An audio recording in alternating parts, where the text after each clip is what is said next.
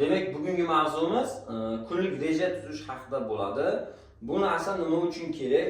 Hozirgi kunda hozirgi paytda ko'p o'quvchilar kunlik rejasi bo'lmagani sababli umrini bekorga sarf qilyapti. Umr bekorga o'tib ketadi. Maktabdagi yoshlik davri bekorga o'tib ketadi. Bu kunlik reja tuzish nimani beradi? Bolaning yoshlikdagi davri samarali o'tishiga, ya'ni kunlari dan to'liqroq foydalanish, har bir kun g'animat, undan to'liqroq foydalanish, tartib, intizomga o'rgatadi hamda kelajakdagi o'z ishlarini albatta reja asosida qilishga harakat qiladi. Har bir ish puxta reja asosida qilinsa, albatta samarasi yuqori bo'ladi. Albatta natijaga erishiladi. Rejasiz qilingan har qanday ish, har qanday harakatning samarasi rejalik qilingan ish kabi bo'lmaydi. Demak, misol uchun bitta o'quvchi misolni ko'rib chiqamiz. Bitta o'quvchi, har bir insonda bir kunda 24 soat vaqti bor. 24 soat. Endi har bir o'quvchi, misol uchun bitta o'quvchimizni misolni ko'ramiz. 7:00 da uyg'onsin. Bir o'quvchiga nisbatan reja tuzib chiqamiz. Taxminiy reja. 7:00 da uyg'onsin, 7:00 dan turib choy ichib, to ertalabki nonushta va maktabga borgunga qadar 8 da dars boshlanadigan bo'lsa, mana shu 1 soat vaqti ketdi. Turib, yuz-qo'l yuvib, choy ichib maktabga borgunga qadar. Maktabdagi darslar 8 dan 13:00 gacha bo'ladi. Maktabda mana shu vaqtda u bo'ladi. 13:00 da chiqish bo'ladi, keldi uyigacha maktabdan qaytish. 1 dan 1:30 gacha, balki kimdir 10 minutda kelar. Misol uchun, endi men taxminan bir obrazet namuna sifatida yozyapman-da. Kimdir 10 minutda kelar, kimdir 40 minutda. Endi men bu yerda taxminan yozdim 1 dan 13:00 da 13:30 gacha. Keyin 13:30 dan 14:00 gacha ovqatlanadi. Tabiiyki bolam qorni ochdi, uyga keldi, albatta ovqatlanadi. Ovqatlangandan keyin u birdaniga biron bir ish qilib ketishi juda ham qiyin. Biroz nima qiladi? Dam oladi. Chunki maktabdan charchagan, ovqatlandi. 14:00 dan 15:00 qadar 1 soatgina dam olsin. Kimdir 1,5 soat olar. Endi 15:00 dan 17:00 gacha uyga vazifasini qiladi. Ya'ni kunlik darsini mana bugun 6 soat dars bo'ldi. 6 soat fanda, 6 ta fandan dars bo'lgan bo'lsa, unga albatta uyga vazifa beriladi. Uyga vazifalarni soat 15:00 dan 17:00 gacha 2 soat davomida bajarsin deb oldik. Endi keyingisi 17:00 dan 18:00 gacha o'rtoqlar bilan nima dars qilib bo'ldimi? Mayli u bola, mayli bir oz o'ynasin. Uni bu o'yindan cheklab qo'ya olmaymiz. 1 soat mayli ko'chaga chiqib o'ynab kelsin. Keyingisi 18:00 dan 19:00 gacha, ya'ni 18:00 da ota-onalar nima qiladi? Ishdan qaytadi va ota-onalariga uy ishlarida yordam bersin. Ovqat qilish oradimi yoki biron bir ishda yordam berar, uy yig'ishtirish yoki bir nimalarda albatta ota-onasiga yordam bersin. Keyin 19:00 dan 20:00gacha oila davrasida kechki ovqat. 1 soat bemalol o'tirib, ovqatlanib, o'zaro kunlik qilgan ishlar, o'quvchi bola ota-onasiga qilgan ishlarni maktabda nima bo'lgan, ota-ona gapirib beradi. Ya'ni 1 soat ovqat ustida oila davrasida suhbat, ovqatlanish. Keyin 8:00 dan 9:30 gacha oilaviy, endi 1,5 soat davomida oilaviy kitob o'qish yoki YouTube'da foydali narsalar ko'rish. Bo'lar bo'lmas, qaynona kelin munosabatlariga bag'ishlangan kinolarni ko'rguncha, farz mana hozirgi kunda yo oilaviy 1,5 soat hamma bir kitob o'qigan. Endi bu narsa bizni qiyin-da, bizda hali kitob o'qiydigan qatlam juda ham qiyin shakllanyapti. Lekin ko'payapti, lekin qiyin. Qani oilaviy iloj bo'lsa 1 soat, 1,5 soat hamma kitob olib kitob o'qisa, bu zo'r natija, zo'r bo'lardi. Farzandlarga ancha biz ota-ona sifatida namuna bo'lgan bo'lardi. Mayli, agar biz kitob o'qiy olmasak ham, hech bo'lmasa YouTube'ga kirib, YouTube'dan muvaffaqiyatga erishadigan o'quvchilar, mana yaqinda Garvardga kirgan o'quvchilar bor, yoki chet elda top mingtalikka kirgan o'quvchilar haqida kun uzda chiqadi, yoki ta'lim sohasiga doir blogerlar bor. Ana shular ta'lim haqida ma'lumotlar beradi. Ya'ni ta'lim yoki biron bir davlatning qanday qilib shu darajaga, misol uchun Singapur qanday bu darajaga chiqdi, Xitoy qanday bu darajaga chiqdi, nima orqali chiqdi, xo'sh yoki Amerika tarixi qanday Amerika bo'lib qoldi va hokazo. Qisqasi foydali ilm bo'ladigan YouTube'dan biron bir videolarni ko'rgan ma'qul. Kechqurun 9 dan 9:30gacha, 8 dan 9:30gacha, 1,5 soat. Endi 9:30 dan to 10 gacha yuvinish va uyquga yotish deb yozib qo'ydim. Ya'ni ovqatlanib bo'ldi, tishlarni yuvadi, yotishdan oldin yuvinib, chiroyli pok bo'lib yotishga yarim soat, to uyqugacha uxlaguncha yarim soat vaqt ajratib qo'ydim. Keyingisi 10 dan 7:00 gacha uyqu vaqti deb yozdim. Ya'ni bola u yosh ekan, eng kamida 8 soat uxlash kerak-da. Shuning uchun bu yerda hisoblasak, bu yerda 9 soat uyqu vaqti chiqadi. Endi yana 7:00 da uyg'onadi. Mana shu sikl 24 soatni o'z ichiga oladi. Biz qachonki farzandimizga mana shunday o'zimizdan kelib chiqib, sharoitdan kelib chiqib, maktab farzandimizni maktabga borishidan kelib chiqib, mana shunday rejalarni tuzib bersak, mana shunga asosan harakat qilsa, u reja asosida ishlashga, hamma narsani planlashtirib, ya'ni rejalashtirib ishlashga harakat qiladi va uni kuni samarali o'tadi. Bekorga ko'chada o'ynab yoki bekor telefon ko'rib yoki televizor tagida o'tmaydi.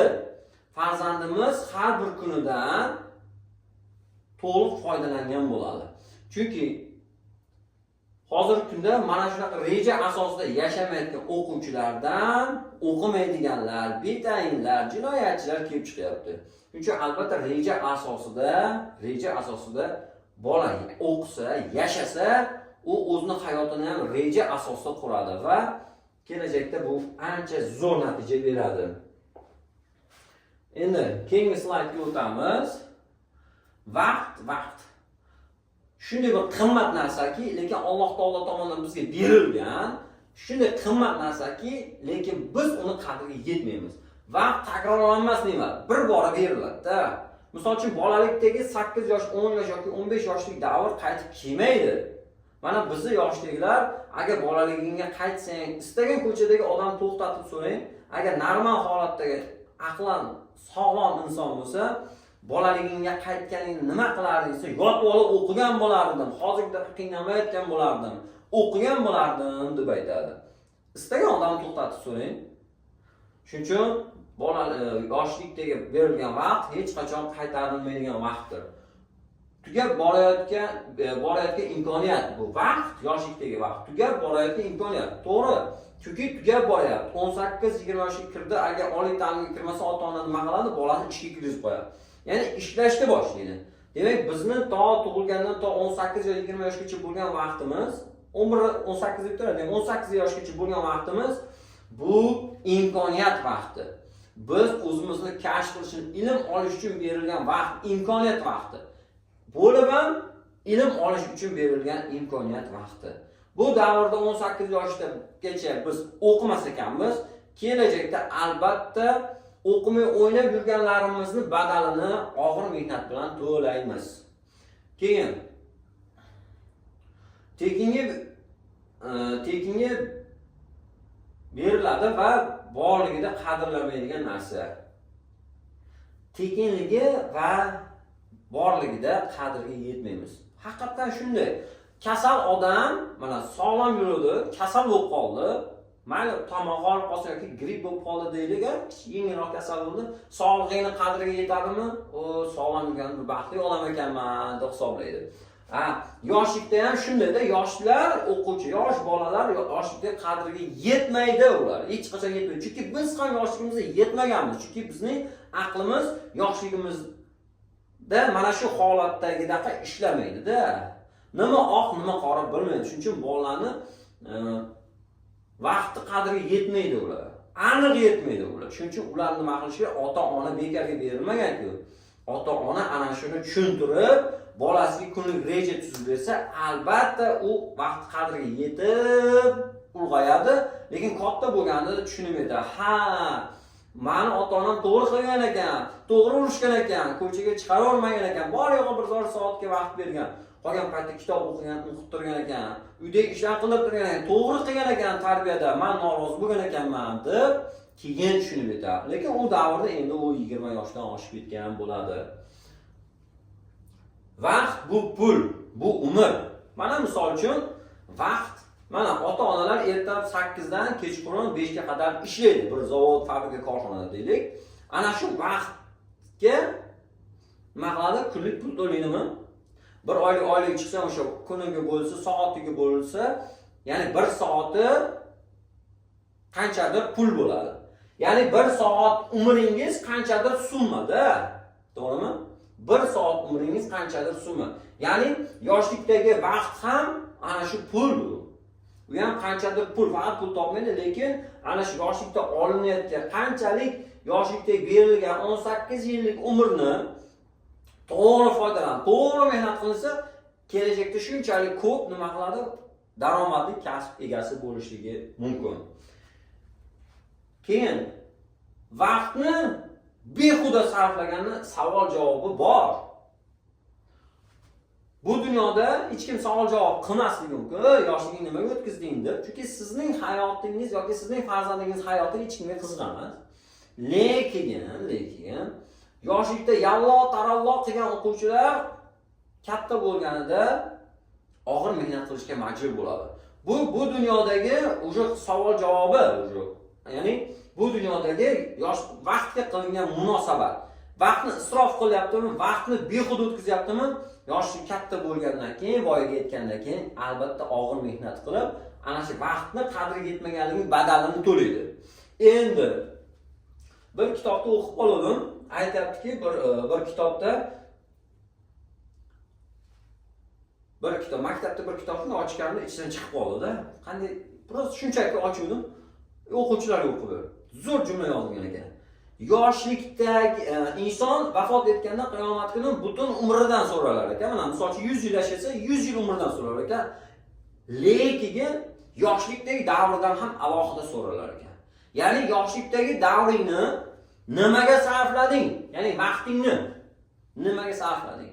Senga mana misol uchun 18 yoshgacha davrda, 18 yosh yoshlik davrini 18 yil nimaga sarflading? Nima qilding deb so'ralar ekan. Lekin hozirgi kunda ming afsuski ko'pchilik yoshlar umrini behudaga sarflayapti. Har xil ahmoqona PUBG o'yinlari. Nega men ahmoqona deyman? Aslida u o'yin juda kuchli tuzilgan o'yin. Shunday tuzilganki, inson ichiga kirgandan qaytib chiqib ketishi juda ham qiyin. Juda kuchli tuzilgan o'yin. Men o'ylab ko'rmaganman, lekin uni o'ynagan va uni tahlil qilgan tahlilchilar bilan bir suhbat qilgandik va internetda ham bu haqida ko'p ma'lumotlar bor. Juda kuchli, juda qudratli, juda strategik qurilgan o'yin, juda. Chunki bolalar unga kirsa chiqib keta olmaydi. Va Instagram, Telegram va hokazo ijtimoiy tarmoqlarda behudadan behudaga sovuryapti umrini. Shunday o'quvchilar bor. Knopkali telefon tutadi yoki umuman telefon tutmaydi, faqat o'qiyapti. Demak, kelajakda, yaqin kelajakda ana shu o'qib, ilm olayotganlar rahbar lavozimlarda ishlaydi, yaxshi joylarda ishlaydi, ilm ahllaridan bo'ladi. Ana u PUBG o'ynayotganlar zombiga aylanib qul bo'ladi xolos. Ya'ni qul degani qo'pol tushuntirdim, lekin aslida 40 oylikka ishlaydigan, 1-2 bo'lmaydigan oddiy bir zombi bo'ladi. Endi bu bilan 40 oylik ishlaydiganlar deganda ma'ni ma'lumot qilmasdilar, chunki faqat oylikdan oylikka yashash, boshqa bir daromad manbai qilmasdan yashashlik qullik bilan bir xilda. Ya'ni 1-2 bo'lmay yashashlik bu faqat yeb ichganingiz yetib tursa oyligingiz bu qullikda. Men shunday tasavvur qilaman. Ming bor uzr, balki qo'polroq tushuntirgandirman, lekin asli haqiqat shundayda. Chunki imkon qadar farzandlarimizning vaqtiga biz juda ham qattiq e'tibor qaratishligimiz kerak. Juda ham qattiq. Men kimman degan savolga javob berishga harakat qilaman. Mening vaqtlarimning yig'indisiman. Ya'ni bir kunda odamda 24 soat vaqt bo'ladi, o'shani 8 soatni uyquga ajratsak, ya'ni 3 dan 1 ga ketadi. 16 soat qoladimi? Ya'ni 16 soat davomida bir kunda nima ish qilsa, yig'indisi, bir kunlik ishini qilgan ishining yig'indisi, keyin bir oylik ishining yig'indisi, keyin 1 yillik ishining yig'indisi va 18 yoshgacha qilgan 18 yil mobaynida qilgan ishlarining yig'indisi ana shu men kimman degan savolga javob bo'lishga bo'ladi-da. Ya'ni mana bu betayin bola ilmli inson deb yozib qo'ydi. 18 yil davomida bir mana bu idish deb oladigan bo'lsak, 18 yil davomida bitta bolani qilgan ishini, 18 yillik ishini har kunligini qog'ozga olib bitta idishga tashlab boraveringlar. Ana shu idishlar o'qiladi, keyin 18 yil ichida nimalar qilgan. Demak, u ana shu qilgan ishlarining yig'indisi. Ilm betayin ishlar qilgan bo'lsa, faqat o'yin kulgi, demak u bir betayin va tayini tuturuv yo'q bolaga aylanadi. 18 yil mobaynida faqat ilm o'qigan bo'lsa, falon kun falon kitob o'qidi, falon kun falon masalani o'rgandi, falon kun falon narsani o'rgandi yozsak, demak bu yerda ilm haqidagi bitta bir katta bir ma'lumotlar chiqadi, katta bir ilm chiqadi bu yerdan, bu idishlar. Shuning uchun aytmoqchi bo'lganim nima? Bola 16 soat davomida nima ish qilishligi, uning kelajakda kim bo'lishligini belgilab beradi. Yana aytib o'tishim kerakki, bolaning bo'sh vaqti shaytonning ish vaqti. Ya'ni bola bo'sh bo'ldimi, bo'sh bo'lgandan keyin nima kelib chiqadi? Bola bo'sh bo'ldimi, betayin o'ziga o'xshagan shu nima bekorchi bolalar, betayin demaydi, bekorchi bolalar qo'shiladi. Bola hech qachon tug'ilganda yomon yo yaxshi bo'lmaydi, neytral holatda bo'ladi. Uni tarbiyasi, bizning farzandimizga bo'lgan munosabat uni yaxshi yoki yomon qiladi. Ya'ni bo'sh bo'ldi, mana sigaret chekishni o'rganadi, nos chekishni o'rganadi, har xil betayin odatlar. Bo'sh bo'ldi, telefon olib mana shu PUBG o'ynaydi. Bular bo'lma ijtimoiy tarmoqlarga kiradi. Ya'ni bo'shlik, ya'ni bekorchilik barcha illatlarni uyg'otadi. Bolada barcha yomon illatlarni shakllantiradi. Shuning uchun biz bolalarimizni agarda kelajakda yaxshi inson bo'lishligini istasak, kelajakda qiynalmasligini istasak, albatta uni 24 soat vaqtini biz mana bunday qilib rejalab tashlashimiz kerak. Vaqti bo'lmasin, hatto yakshanba kunini ham. Bir yilda 365 kun, 365 kunini mana shu rejalab tashlashimiz kerak. Vaqtni mukofotlab turishimiz kerak. Ya'ni rag'batlantirib turishimiz kerak. Yaxshi ko'rgan kiyimni olib berib, chunki kiyimni baribir olib berasiz-ku, shu eng yaxshisini olib bering, faqat mana bunga amal qilsa. Nima yegisi keladi? Yaxshi taom yegisi kelyapti, mayli olib bering. Faqat mana bunga amal qilishligini siz endi bu ota-onaning o'zining ilmiga va mahoratiga bog'liq. Farzandi bilan qanday ishlash. Shuning uchun hamma bolalar har xil tarbiya oladi, chunki ota-onaning mahorati har xil. Ilmli, ilmsiz ota-onalar bor. Shuning uchun iltimos qilgan bo'lardim. Bolalaringizni agarda farzandingiz kelajakda yaxshi inson bo'lishini istasangiz, albatta mana bunday qilib kunlik reja tuzib bering. Kunlik, haftalik, oylik rejasi asosida harakat qilsin bola, yashasin. Shunda u tartib, intizomli bola bo'ladi va katta bo'lganda sizga otangga rahmat, onangga rahmat degan so'zlarni olib keladigan bola bo'ladi. Bugungi mavzu shundan iborat edi. Sog' omon bo'lasizlar.